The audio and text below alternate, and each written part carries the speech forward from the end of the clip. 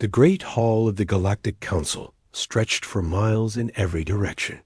Thousands of alien species sat in their assigned seats, their various forms creating a rainbow of colors and shapes that defied imagination. Some looked like giant insects with clicking mandibles, others resembled walking trees with bark-like skin, and a few appeared as floating orbs of pure energy. They had all come together for one purpose: to discuss the future of the galaxy. Ambassador Lisa Carter stood at the center podium, her small human form dwarfed by the massive aliens surrounding her. She wore the simple blue uniform of Earth's diplomatic corps, her blonde hair pulled back in a neat bun. Her hands gripped the edges of the speaking platform so tightly that her knuckles had turned white. This was her 5th year delivering the same warning to the council, and she could feel their growing impatience with every word she spoke. "Honored members of the Galactic Council," Lisa began, her voice carrying across the vast chamber through the universal translation system. "I stand before you once again to deliver Earth's official position regarding contact with human space and human colonies." A low rumble of annoyance rippled through the assembly. The insectoid delegates of the Krillian hive clicked their mandibles in what their species considered polite dismissal. The towering Vorthan warriors shifted in their seats, their forearms crossing in gestures that clearly showed their boredom. Even the peaceful Zephyrians, known throughout the galaxy for their patience, seemed to shimmer with mild irritation. Lisa took a deep breath and continued. "We ask, once again, that all member species avoid sending exploration fleets into human territory. We request that no military installations be built near our colonies, and we strongly advise against any actions that might be seen as threats to human civilian populations." High Chancellor Vextar of the Hegemony of Sao rose from his seat in the front row. His insectoid form towered nearly 12 feet tall, his compound eyes glittering with what humans might have mistaken for amusement. His species had conquered entire star systems when humans were still learning to make fire. The idea that such a young race would dare to warn him seemed almost comical. "Ambassador Carter," Vextar's voice buzzed through the translation system, "your species has been members of this council for barely 50 years. We have been exploring the galaxy for millennia. What possible threat could humans pose to civilizations that have mastered the stars?" Lisa's jaw tightened, but she kept her voice steady. "We are not making threats, High Chancellor. We are simply trying to prevent a situation that would be harmful to all parties involved." The Vorthan military commander, General Thrak, stood up with a sound like grinding stone. His species had evolved on a high-gravity world, making them naturally stronger and more durable than most other races. "Perhaps the humans fear that we might discover their worlds are not as well defended as they claim," he rumbled. "Young species often make bold claims to hide their weakness." Captain Jake Morrison, Earth's military liaison, stepped forward from his position behind the ambassador. He was a tall man with graying hair and the bearing of someone who had spent decades in military service. His uniform was covered with ribbons and medals that most aliens couldn't understand, but his calm demeanor suggested experience with dangerous situations.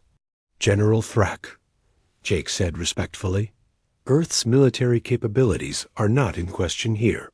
We are simply trying to avoid unnecessary conflicts that would serve no one's interests." The Zephyrian representative, a being of pure, crystalline energy, pulsed with what passed for laughter among their species. "Captain Morrison, your species has been spacefaring for less than 2 centuries. The youngest member of our delegation has lived longer than your entire civilization has existed among the stars." Jake's expression didn't change, but those who knew him well might have noticed the slight tightening around his eyes. "Age doesn't always equal wisdom, honored delegate. Sometimes experience comes at a price that no one wants to pay." The debate continued for hours, following the same pattern. It had followed for years. Earth's representatives would issue their warnings. The other species would dismiss them as the paranoid ravings of a primitive race, and nothing would change. The galaxy's elder civilizations had grown tired of what they saw as human arrogance. Dr. Amanda Wells, Earth's chief scientist, had tried a different approach in previous years. She had presented detailed studies of human psychology, explaining the concept of protective instincts that seemed to be unique to their species. She had shown historical examples of what happened when humans felt their loved ones were threatened. The other species had filed her reports away as interesting but irrelevant curiosities. As the session drew to a close, Ambassador Carter made one final attempt. I want to be very clear about what we are asking. We are not requesting special treatment or exclusive territories. We are simply asking that you respect the boundaries we have established around our colonies and avoid actions that might be interpreted as hostile.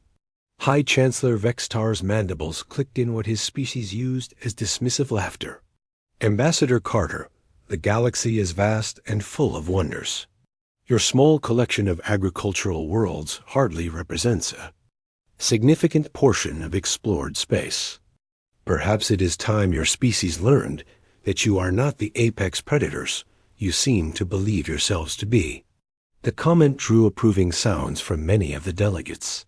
The Krillian hive buzzed with agreement, their collective mind finding humor in the humans' apparent overconfidence. The Vorthan Empire's representatives thumped their approval on the floor, creating a sound like distant thunder. Lisa Carter felt something cold settle in her stomach. She had delivered this same warning. For 5 years, watching as the galaxy's patience with humanity slowly eroded.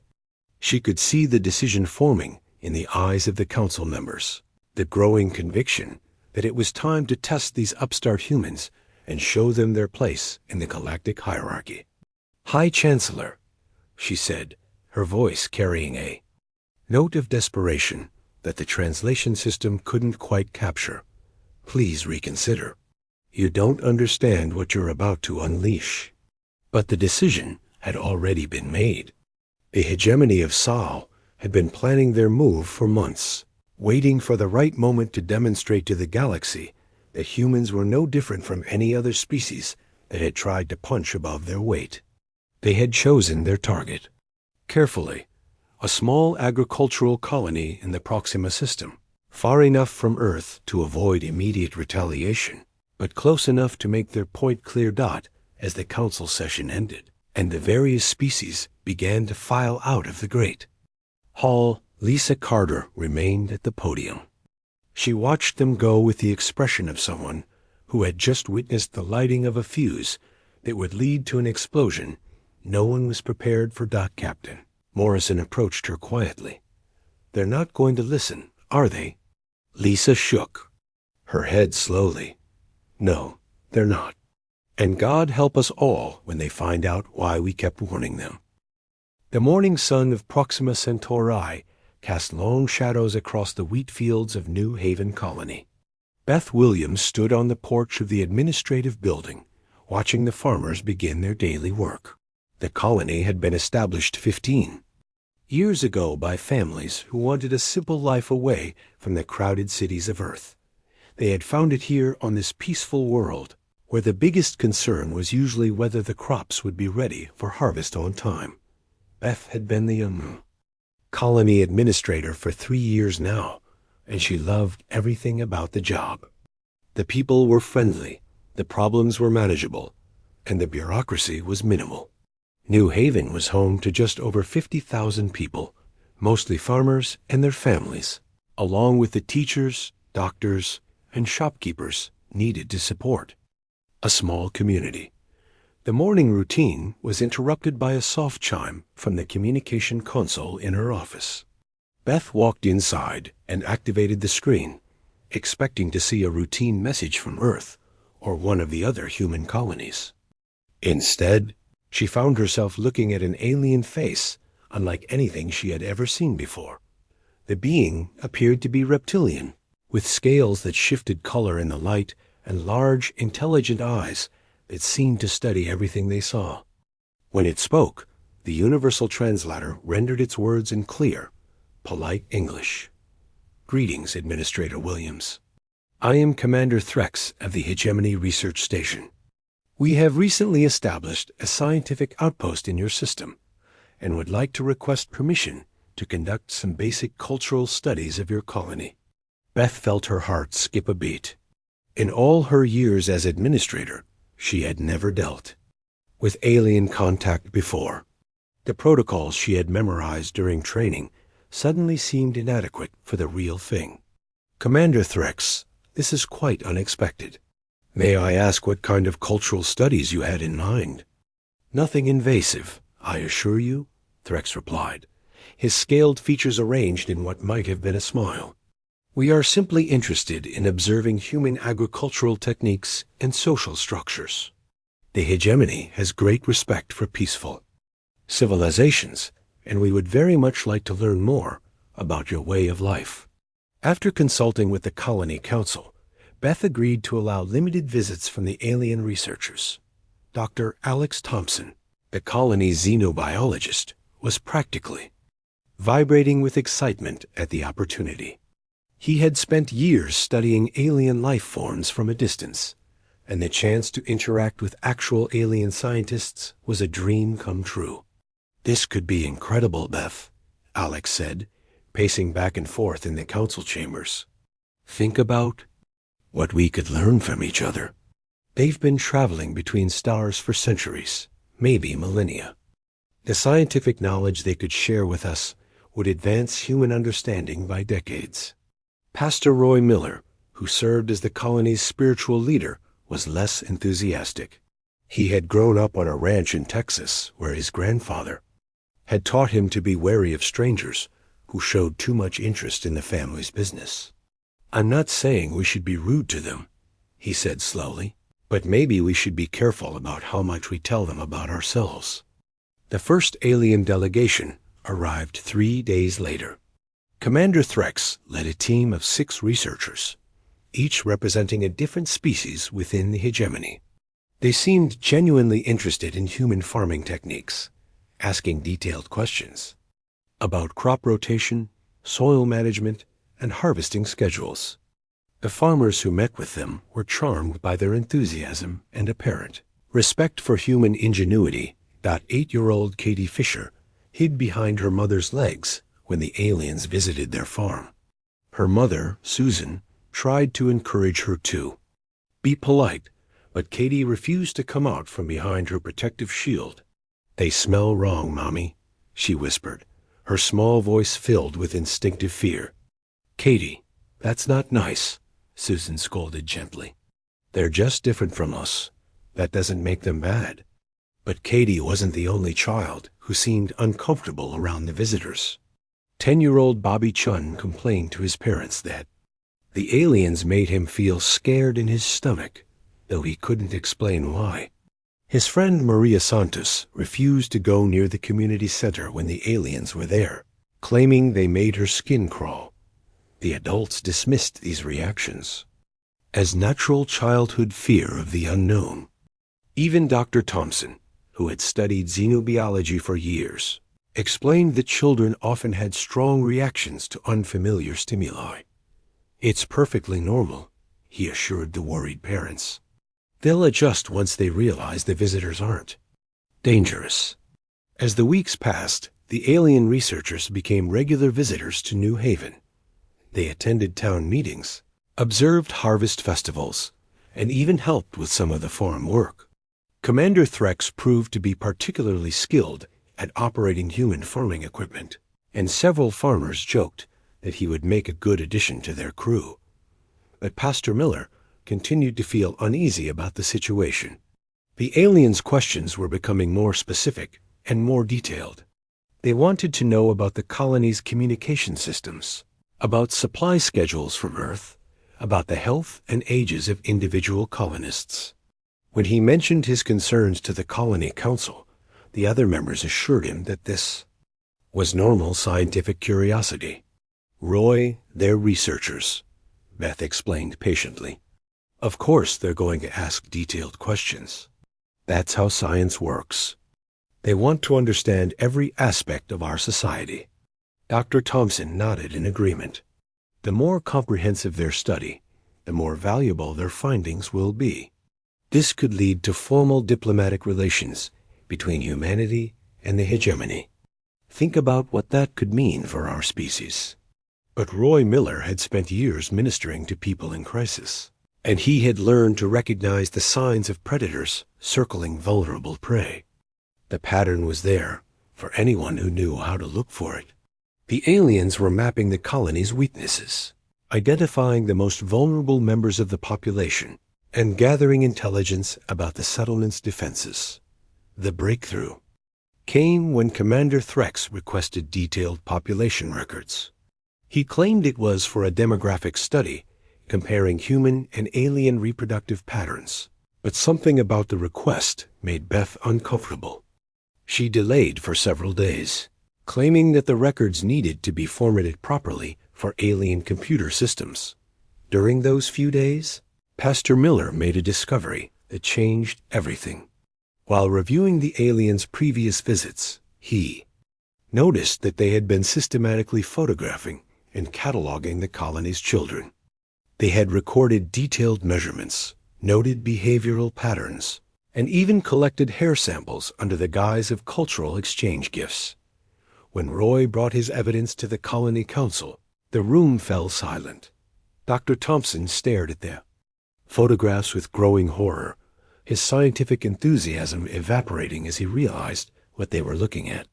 Beth Williams felt sick to her stomach as she understood the true nature of the aliens' interest in their community. "They're not here to study our culture," Roy said quietly. "They're here to study us, like specimens in a laboratory." The next morning, Commander Threx arrived for his scheduled meeting with the Colony Council. He found the conference room empty, except for Beth Williams, who sat alone at the large table. Her face was pale, and her hands trembled slightly as she spoke. "Commander Threx, we've decided to suspend the cultural exchange program indefinitely. We appreciate your interest in our colony, but we feel it would be best if your team returned to your research station." The alien commander's eyes narrowed, and for a moment, Beth saw something cold and calculating in his gaze. Then his expression returned to the friendly, scientific demeanor he had maintained for weeks. "I'm sorry to hear that, Administrator Williams. May I ask what has prompted this decision?" Beth took a deep breath, knowing that her next words might determine the fate of everyone in New Haven. "We've noticed that your team has been gathering information that goes beyond the scope of cultural research. We're not comfortable with the direction your studies have taken." Commander Threx stood slowly, his full height suddenly seeming threatening rather than impressive. "I see. How unfortunate. I hope you'll reconsider your decision, Administrator Williams. The hegemony values peaceful cooperation, but we also have our own interests to consider." As the alien delegation departed, Beth Williams activated the colony's emergency communication system. She sent a priority message to Earth, reporting the situation and requesting immediate guidance. What she didn't know was that the message would never reach its destination. The aliens had been jamming the colony's communications for days, ensuring that New Haven remained isolated and vulnerable. The trap was set, and the harvest was about to begin. The annual Harvest Festival of New Haven Colony was supposed to be a celebration of community and abundance. Families gathered in the central square, children ran between the food stalls, and the air filled with the sounds of laughter and traditional music. Beth Williams stood on the temporary stage, preparing to give the opening speech that would officially begin the festivities. The timing was perfect, and Commander Threx knew it. He watched from his position aboard the Hegemony Research Station, as the entire human population gathered in easily accessible locations. Months of careful observation had taught him everything he needed to know about human behavior patterns. They were predictable creatures, gathering together when they felt safe, lowering their defenses when they celebrated. Dr. Alex Thompson moved through the crowd with his wife and 2 young children. pointing out various alien species to them through his binoculars. He had been disappointed when the cultural exchange program was suspended, but he still held hope that relations with the hegemony could be restored. The scientist in him couldn't help but wonder what other marvels the galaxy might hold. Katie Fisher held tightly to her mother's hand as they walked through the festival. Even with all the happy sounds and familiar faces around her, she couldn't shake the feeling that something was watching them. Her 8-year-old mind couldn't articulate the sensation, but every instinct she possessed screamed danger. Pastor Roy Miller worked his way through the crowd, greeting his parishioners and trying to enjoy the celebration. But his eyes kept scanning the horizon, looking for signs of the alien vessels he knew were still in the system. His military training from decades past had taught him to never trust an enemy who retreated too easily. The first sign of trouble came from the children.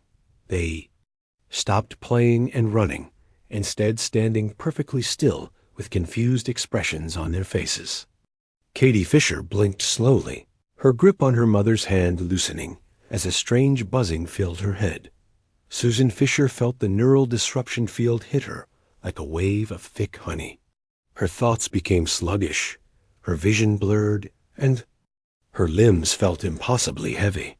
Around her, the other adults began to sway on their feet, their eyes taking on a vacant, glassy appearance. The field had been designed specifically for adult human brain patterns, based on months of careful study. The hegemony scientists had perfected the technology over centuries of conquest, learning to pacify entire populations without causing permanent damage to their valuable prey. Commander Threx materialized in the center of the square, along with 50 hegemony soldiers. Their transport beam technology was silent and precise, allowing them to appear among the humans without warning. The alien soldiers immediately began organizing the disoriented colonists into orderly groups, their movements efficient and practiced. Beth Williams found herself unable to resist as scaled hands guided her toward a large transport ship that had appeared above the festival grounds. Her mind screamed at her to fight, to run, to do something, but her body wouldn't obey. The neural disruptor had turned her into a passive observer of her own capture. Dr. Thompson watched helplessly as his wife and children were separated from him and led toward different transport vessels. Through the haze of the neural field, he could see the aliens sorting the colonists by age, health, and other criteria he couldn't understand. His scientific mind tried to process what was happening, but the technology affecting his brain made logical thinking nearly impossible. Children were more resistant to the neural disruption, their developing brains able to fight off some of the field's effects. Katie Fisher watched in horror as her parents were loaded onto an alien ship, their eyes empty and unseeing. She wanted to call out to them, but fear kept her silent and still. Commander Threx approached the group of children with the clinical interest of a scientist examining specimens. "Excellent," he said to his aide, a smaller reptilian creature with data tablets attached to its arms. The preliminary studies were correct. Human juveniles show significantly greater resistance to neural pacification. Should we increase the field strength? The aide asked, its voice buzzing with electronic distortion. No, Threx replied, studying the frightened faces of the human children. We have use for their developing minds. The resistance is actually advantageous for our purposes. Bobby Chun tried to back away from the approaching aliens, but his legs felt like they were moving through thick mud. The neural field wasn't completely overwhelming him, but it was enough to slow his reactions and cloud his judgment. He watched helplessly as the adults he had known his entire life were herded into transport ships like cattle. The hegemony's harvesting operation was methodical and efficient. They had refined their techniques over millennia of conquest, learning to process sentient species with minimal waste and maximum utility. Humans, they had discovered, possessed unique neurological qualities. That made them valuable for specific applications within their expanding empire. The adult colonists would be processed for their cognitive abilities, their brains harvested, for use in biological computers that powered hegemony technology. The process was painless, and the subjects would never know what had happened to them, making it both efficient and humane by alien standards. The children represented a different opportunity. Their young minds were more adaptable, more capable of being reshaped through psychological conditioning. They would be raised in hegemony facilities, trained to serve various functions within the empire, their human heritage gradually erased and replaced with loyalty to their new masters. Pastor Roy Miller felt the neural field affecting him differently than the others. His years of meditation and spiritual discipline had taught him to compartmentalize his mind, to find inner strength in moments of crisis. He could feel the alien technology trying to overwhelm his consciousness, but he fought back with every ounce of willpower he possessed. From his position near the edge of the crowd, Roy watched as the harvest continued. The aliens worked with frightening efficiency, their movements suggesting they had done this many times before. He saw families being separated, children being cataloged, and his entire community being processed like a crop ready for market. What the hegemony soldiers didn't know was that New Haven Colony had been equipped with a quantum communication array hidden deep beneath the administrative building. The system was part of Earth's early warning network, designed to detect and report exactly this type of situation. The array had been classified at the highest levels, its existence known only to a handful of military personnel. The neural disruption field that was pacifying the colonists had an unexpected side effect.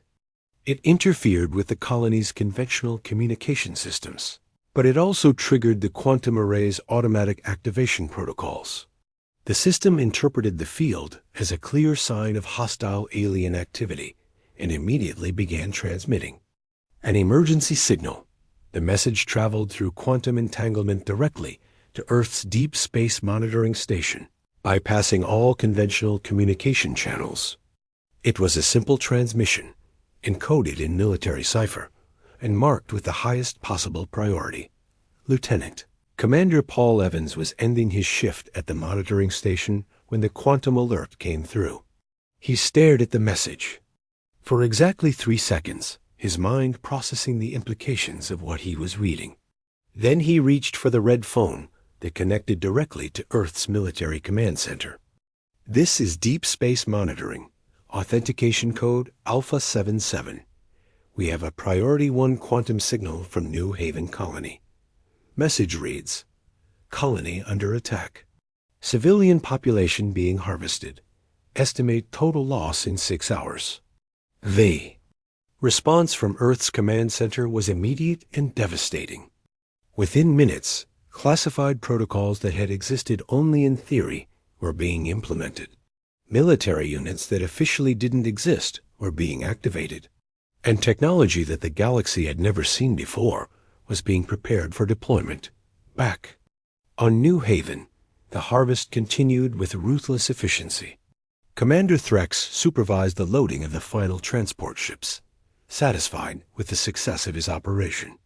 The humans had been even more vulnerable than his intelligence had suggested, their primitive defenses and trusting nature making them easy prey as the last transport ship lifted off from the colony's surface.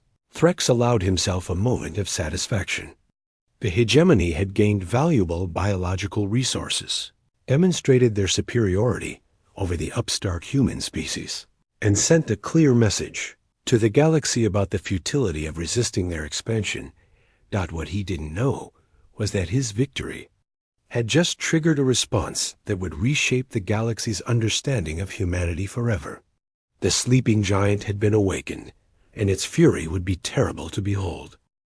The quantum message from New Haven Colony reached Earth in less than a millisecond. Lieutenant Commander Paul Evans watched as his monitoring station's computers processed the signal and automatically initiated protocols that had been developed in absolute secrecy. Alarms began sounding throughout the Deep Space Command Center, and personnel who had been trained for this exact moment sprang into action. General Carol Stone arrived at the command center within minutes of the initial alert. She was a small woman with gray hair and calm eyes, but everyone who worked with her knew that she possessed a will of iron. She had spent 30 years preparing for the day when humanity's warnings would be ignored, and that day had finally come. "Status report," she said simply, her voice cutting through the controlled chaos of the command center. "New Haven Colony is under attack," Paul reported, his fingers flying across his control panel. Quantum array detected neural disruption technology, consistent with hegemony pacification protocols. Estimated civilian casualties are approaching total loss. General Stone nodded grimly. Time to target? Conventional forces would require 72 hours minimum, came the reply from the tactical officer. But we have other options. The general walked to a secured terminal and entered her authorization codes. Activate Protocol 7. Deploy Phantom Company immediately. Across the galaxy, in the command center of the Hegemony Research Station, Commander Threx was celebrating his successful harvest. The human colonists had been processed and prepared for transport to the Empire's core worlds, where they would be integrated into the vast machinery of hegemony civilization. The operation had been flawless, demonstrating once again the superiority of his species over the primitive humans. "Commander," his aide reported, "all transport vessels have departed.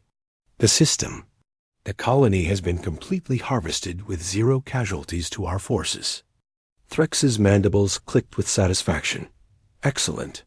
Send a report to High Command. The human threat has been significantly reduced, and we have gained valuable biological resources in the process." What Threx didn't know was that 18 humans had just materialized in his command center's most secure section.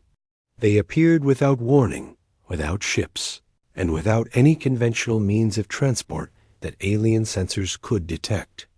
The quantum displacement technology that brought them there was humanity's most closely guarded secret, known only to a handful of Earth's most trusted military personnel. Captain Tony Martinez led the insertion team with the calm professionalism of someone who had trained for this mission his entire career.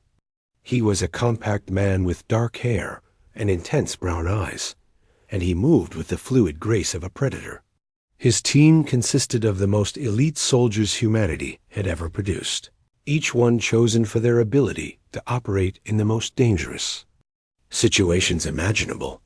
The hegemony soldiers in the command center had exactly 4.3 seconds to register the presence of the human intruders before Captain Martinez's team eliminated them. The aliens' advanced weapons and superior numbers meant nothing against humans who had appeared behind their defenses like ghosts from a nightmare. Sergeant Kelly Brooks materialized directly behind Commander Threx, her combat knife already positioned at the alien's throat. She was a tall woman with red hair and green eyes that seemed to burn with controlled fury. Her voice was perfectly calm as she spoke in flawless Saul, her pronunciation so accurate that Threx wondered if she might be using a translator implant. "Commander Threx," Kelly said softly, "you are going to release the human civilians immediately, or your entire research station will be terminated." The alien commander's compound eyes widened in shock and confusion. The hegemony had faced resistance from dozens of species during their expansion across the galaxy. They had protocols for dealing with conventional military responses, advanced technological challenges, and even psychic warfare, but they had never encountered anything like this. "How did you get here?" Threx demanded, his voice buzzing with electronic distortion. "This station is shielded against all known forms of transport technology." "That's not your concern," Kelly replied, increasing the pressure of her blade against his scaled throat. "Your concern is whether you want to live long enough to see. Tomorrow, release the civilians now."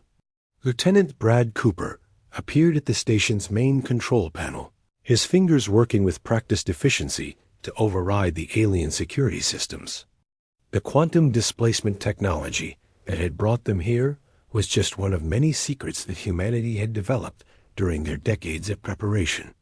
They had spent years studying alien technology, learning their weaknesses, and preparing for exactly this moment. "Captain," Brad reported, "I've located the transport vessels. They're holding position at the edge of the system, waiting for clearance to jump to hyperspace." Tony Martinez studied the tactical display with the cold calculation of a chess master. Time to intercept? Conventional pursuit would be impossible, Brad replied. They'll be gone before we can launch fighters. Then we don't use conventional pursuit, Tony said simply. He activated his communication system and spoke directly to Earth's command center. "Control, this is Phantom Leader. We have positive identification of the target vessels. Request immediate deployment of Wave 2. 6 hours later, long-range sensors throughout the Proxima system detected the approach of 3 human vessels. The ships were sleek and angular, built for speed rather than overwhelming firepower. They moved with a grace that suggested advanced propulsion technology, but they were still significantly smaller than the hegemony's massive DREADNOUGHTS. Admiral Ruth King commanded the human fleet from the bridge of the ESS Retribution. She was a woman in her 50s, with silver hair and eyes that had seen too much combat. Her 40 years of military service had prepared her for many things, but this was the first time she had been asked to demonstrate humanity's true military capabilities to an alien species. "Admiral," her tactical officer reported, "the hegemony vessels are assuming defensive positions. They appear to be preparing for conventional engagement." Ruth nodded grimly. "They still don't understand what they're dealing with. Signal the fleet. Implement attack pattern Omega." The aliens' first mistake was assuming that the approaching human ships would follow conventional military doctrine. They prepared defensive formations, powered their energy shields, and readied their plasma cannons for what they expected to be a predictable space battle. The human ships didn't slow down. They didn't request surrender. They didn't even attempt to communicate with the enemy vessels. They simply opened fire with weapons that defied every known law of physics and galactic warfare convention. The quantum disruption cannons had been developed in Earth's most secret laboratories, based on principles that most alien species considered impossible. The weapons didn't fire projectiles or energy beams. Instead, they reached across space and time to unravel the fundamental forces that held matter together. The hegemony's first transport vessel simply ceased to exist. One moment, it was there. The next, it had been reduced to its component atoms, scattered across the void like cosmic dust. The alien crew never knew what hit them, their destruction so complete that even their final thoughts were erased from existence. "Target eliminated," reported the weapons officer aboard the Retribution, moving to intercept Vessel 2. The second hegemony ship tried to flee, its captain finally understanding that they faced something beyond their comprehension. But the human vessels moved with impossible speed, their quantum drives allowing them to bend space around them like water. There was no escape from enemies who could appear anywhere in the system at will. The third alien vessel attempted to surrender, broadcasting desperate pleas for mercy in 17 different languages. Admiral King listened to the transmissions with the cold detachment of someone who had seen the processed remains of human children. Her response was simple and final. No quarter asked, none given.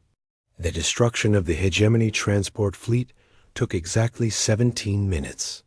The alien vessels, built to withstand conventional military assault, were swept aside like leaves. In a hurricane, the humans' weapons seemed to bend reality itself, turning sophisticated starships into expanding clouds of superheated plasma. But the physical destruction was only the beginning. Admiral King's fleet had broadcast the entire engagement on open galactic channels, ensuring that every species in the galaxy witnessed what happened when humans were pushed beyond their breaking point, that the rescued colonists of New Haven were recovered from the wreckage of the transport vessels, their neural conditioning reversed by human medical technology that the aliens had never seen before.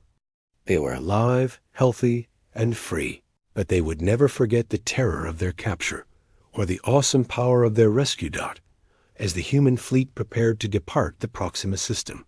Admiral King sent a single message to the hegemony's surviving leadership. The words were simple, but they carried the weight of humanity's fury and the promise of terrible consequences for those who threatened innocent lives. This is what happens when you ignore our warnings. Remember this day, because it will be the last mercy you receive from humanity. The news of the hegemony's defeat spread across the galaxy like wildfire. Every species that had dismissed humanity's warnings now found themselves watching recordings of the battle, trying to understand what they had just witnessed. The human ships had moved with impossible speed. Their weapons had defied known physics, and their response had been swift and utterly devastating. High Chancellor Vestar of the Sol Empire sat in his private chambers, watching the battle footage for the 20th time. His compound eyes tracked the movement of the human vessels, trying to comprehend technology that seemed to bend the very laws of reality. The hegemony had been one of the galaxy's most powerful military forces, and they had been swept aside, like insects. How is this possible? He asked his chief advisor, a smaller Sol with intricate patterns carved into his carapace. Our intelligence reports indicated that humans were a primitive species with limited technological capabilities. The advisor's mandibles clicked nervously. It appears our intelligence was incorrect, High Chancellor. The humans have been hiding their true capabilities from us. On the bridge of the ESS Retribution, Admiral Ruth King addressed the galaxy through an open broadcast. Her silver hair was pulled back in a military bun, and her eyes held the hard edge of someone who had seen too much war. Behind her, the stars of the Proxima system provided a backdrop to her words. I am Admiral Ruth King of the Earth Space Forces. She began, her voice carrying clearly through the universal translation networks. What you have witnessed today was not an act of aggression, but a response to an unprovoked attack on innocent human civilians. The rescued colonists of New Haven were brought forward to testify about their ordeal. Administrator Beth Williams, her face pale but determined, spoke directly to the camera. Her voice shook slightly as she described the aliens' true intentions. They didn't see us as people, she said, her words reaching every corner of the galaxy. We were specimens to be studied, resources to be harvested, children to be processed. They smiled at us, pretended to be our friends, and then they tried to turn us into slaves. Dr. Alex Thompson, the xenobiologist who had been so excited about the cultural exchange, stood beside her with tears in his eyes. I welcomed them into our homes, he said quietly. I thought they were scientists like me, seeking knowledge and understanding. Instead, they were predators studying their prey. The testimony continued for hours, with colonist after colonist describing their capture, their terror, and their rescue. Katie Fisher, now safe in her mother's arms, spoke in a small voice about watching her parents being taken away. Her words carried more weight than any military demonstration could have achieved. Pastor Roy Miller, the man who had first recognized the aliens' true nature, addressed the camera with the calm authority of someone who had seen evil and lived to warn others about it. We tried to trust them, he said simply. We wanted to believe that they were good, that they meant us no harm. But some creatures are just predators, no matter how civilized they appear.